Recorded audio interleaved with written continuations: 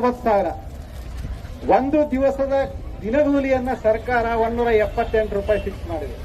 ಅಂದ್ರೆ ಇವತ್ತು ನಮ್ಮನ್ನು ಆಳುತ್ತಿರುವಂತಹ ಜನಪ್ರತಿನಿಧಿಗಳು ಯಾರು, ನಮ್ಮೆಲ್ಲ ಹಿರಿಯರಾದಂತ ಶಿವಾಜಿ ಅಣ್ಣ ಕಂಗಣೇಕರ್ ಅವರು ಮಾತಾಡ್ಬೇಕಂತ ತಿಳ್ಕೊಂಡು ಕೇಳ್ಕೊತಾ ಇದ್ದೆ. ದಯವಿಟ್ಟು ಕೇಳ್ಕೋಬೇಕು. ಎಲ್ಲರಿಗೂ ನಮಸ್ಕಾರ.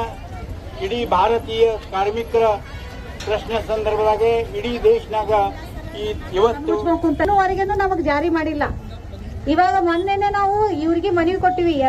ಎಲ್ಲೆಲ್ಲಿ ಪ್ರಿಯಾಂಕಾ ಜಾರಕಿಹೊಳಿ, ಆಮೇಲೆ ಇವರು ಜಗದೀಶ್ ಶೆಟ್ಟರ್ ಅವ್ರಿಗೆ ಎಲ್ಲರಿಗೆ ಮನವಿ ಪತ್ರ ಕೊಟ್ಟು, ಆಮೇಲೆ ಇವಾಗ ರಾಜ್ಯ ಸರ್ಕಾರದವರು 10,000 ಮಾಡ್ತೀನಿ ಅಂತ ಹೇಳಿದ್ರು. ಆದ್ರೂ ಸಹಿತ ಈಗ ಎಷ್ಟೋ ಸರಿ ನಾವು ಎಲ್ಲ ಮಂತ್ರಿಗಳಿಗೆ ಆಯ್ತು, MLA ಗಳಿಗಾಯ್ತು, MP ಗಳಿಗಾಯ್ತು ಭೇಟಿ ಆದ್ರೂ ಸಹಿತ ಇನ್ನೂವರೆಗೇನು 1 ರೂಪಾಯಿನೂ ಹೆಚ್ಚು ಮಾಡಿಲ್ಲ. ಆದ್ರೆ ಪೇಪರ್ ನ್ಯೂಸ್ ನಲ್ಲಿ ಮಾತ್ರ ಎಲ್ಲ ಹೇಳ್ಬಿಟ್ಟಾರ, ಕೊಟ್ಬಿಟ್ಟಿವಿ ಅಂತೇಳಿ. ನಮ್ಮ ಗೋಳ್ ಕೇಳೋರು ಯಾರಿಲ್ಲ ಆಗ್ಬಿಟ್ಟಾರ. ಇನ್ನೂ ಅಂದ್ರೆ 6 ತಿಂಗಳಾಯ್ತು ಪೇಮೆಂಟ್ ಆಗಿಲ್ಲ. ಇವಾಗ ಮೊನ್ನೆನೆ 4 ತಿಂಗಳ ಪೇಮೆಂಟ್ ಆಗಿಲ್ಲ, 3 ತಿಂಗಳ ಪೇಮೆಂಟ್ ಹಾಕಿದ್ರೆ ಈಗ ಮತ್ತೆ 3 ತಿಂಗಳ ಪೇಮೆಂಟ್ ಬಂದಿಲ್ಲ. ಈಗ ರಾಜ್ಯ ಸರ್ಕಾರದ ಕೇಳಿದ್ರೆ ಕೇಂದ್ರ ಸರ್ಕಾರ ಕೊಡಲ್ಲ, ಕೇಂದ್ರ ಸರ್ಕಾರದ ಕೇಳಿದ್ರೆ ಕೇಂದ್ರ ಸರ್ಕಾರದವ್ರು ಹಾಕಲ್ಲ. ರಾಜ್ಯ ಸರ್ಕಾರದವರು ಕೊಡ್ತೀವಿ ಅಂತ ಹೇಳ್ತಾರೆ. ರಾಜ್ಯ ಸರ್ಕಾರದವ್ರು ಏನ್ ಹೇಳ್ತಾರೆ, ಕೇಂದ್ರ ಸರ್ಕಾರದವರು ಬಿಡುಗಡೆ ಮಾಡಿದ ನಂತರ ನಾವು ಏನ್ ಹೆಚ್ಚಾಗಿರೋದನ್ನ ಸೇರಿಸಿ ಕೊಡ್ತೀವಿ ಅಂತ ಹೇಳ್ತಾ ಇದಾರೆ.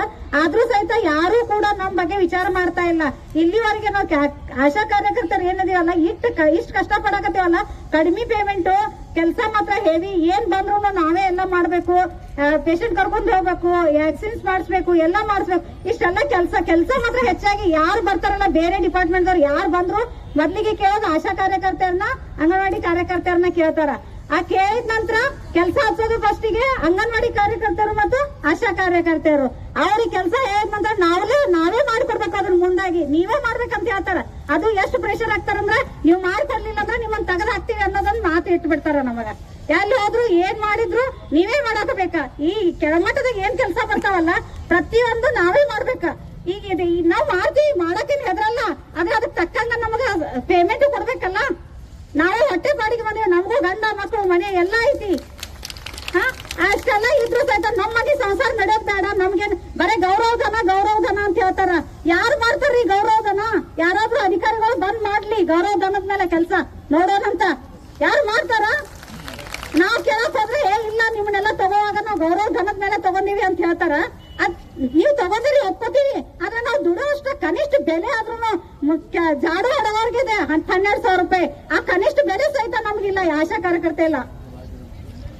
ಅದಕ್ಕೆ ಇಷ್ಟೊಂದು ಇವಾಗ ಏನಾಯ್ತಂದ್ರ ಅವ್ರಿಗೆ ನಾವು ನಮ್ಮ ಆಶಾ ಕಾರ್ಯಕರ್ತರ ವತಿಯಿಂದ ಮಾನ್ಯ ಮೋದಿಜಿ ಅವರು ಮತ್ತು ಸಿದ್ದರಾಮಯ್ಯ ಸರ್ ಅವರಿಗೆ ನಾವು ಮನವಿ ಪತ್ರವನ್ನು ಕೊಡ್ತೀವಿ ಅಂತ ಹೇಳಿ ಇಷ್ಟೆರಡು ಮಾತು ಹೇಳಿ ಮುಗಿಸ್ತಾ ಇದ್ದೀನಿ.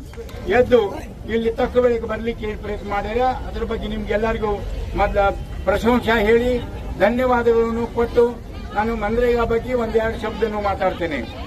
ನಮ್ಮ ಮೊದಲಿನ ಭಾರತ ಸರ್ಕಾರ 2005 ಒಳಗ ನಮ್ಮ ಭಾರತ ದೇಶದ ಒಟ್ಟಾರೆ ಪರಿಸ್ಥಿತಿ ಲಕ್ಷಣ ತಗೊಂಡು ಮಳೆಗಾಲ ಬರೋದು 5-6 ತಿಂಗಳ, ಅವಾಗ ಅಷ್ಟೇ ಕೆಲಸ.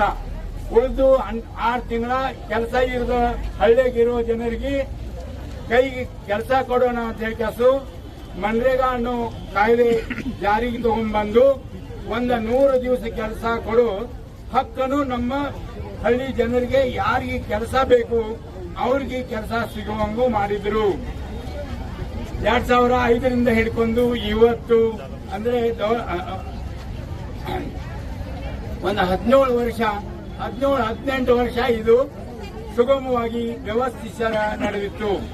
ಪಂಚಾಯತಿಗೆ ಅಧಿಕಾರ ಕೊಟ್ಟು ಗ್ರಾಮ ಸಭೆ ಒಳಗ ಠರಾವ್ ಪಾಸ್ ಮಾಡಿ ಆ ಊರಾಗಿರೋ ಎಲ್ಲ ಜನರಿಗೂ ಕೆಲಸ ಕೊಡೋ ಒಂದು ವ್ಯವಸ್ಥೆ ಮಾಡೋ ಬಗ್ಗೆ ಸರ್ಕಾರ ಈಗಾಗಲೇ ಪಂಚಾಯತಿಯವರಿಗೆ ಹೇಳಿದ್ದಿತ್ತು. ಆದ್ರೆ ಇವತ್ತು ಹೊಸ ಕಾನೂನು ತಗೊಂಡ್ಬಂದು ಇವತ್ತು ನಮ್ಮ ಭಾರತ ಸರ್ಕಾರ ಹೇಳ್ತದ ನಿಮಗೆ 125 ದಿವಸ ಕೂಲಿ ಕೊಡ್ತೇವೆ ಅಂತ. ಅಂದ್ರೆ ಸರ್ಕಾರ ಎಷ್ಟು ಸುಳ್ಳು ಮಾತಾಡ್ತದ ಅಂತ ಅನ್ನೋದು ಒಂದ್ ಸ್ವಲ್ಪ ನೀವು ಲಕ್ಷಣ ಇಟ್ಕೋರಿ. 125 ದಿವಸ ಕೆಲಸ ಕೊಡಬೇಕಾದ್ರೆ ಅನುದಾನ ಹೆಚ್ಚು ಮಾಡಬೇಕು. ಆದ್ರೆ ಕೇಂದ್ರ ಸರ್ಕಾರ ಅನುದಾನ ಅಂತೂ ಹೆಚ್ಚು ಮಾಡಿಲ್ಲ.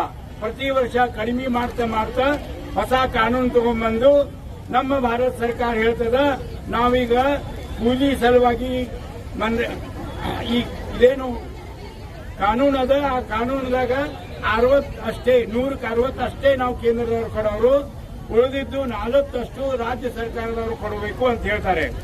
60 ಅಷ್ಟು ರೊಕ್ಕ ಕೊಟ್ರೆ ಎಷ್ಟು ದಿವಸ ಕೆಲಸ ಸಿಗಬಹುದು ಅಂದ್ರೆ 120 ದಿವಸ ಅಂತೂ 25 ದಿವಸ ಅಂತೂ ಕೆಲಸ ಸಿಗ್ಲಿಕ್ಕೆ ಶಕ್ಯ ಇಲ್ಲ. ರಾಜ್ಯದವರು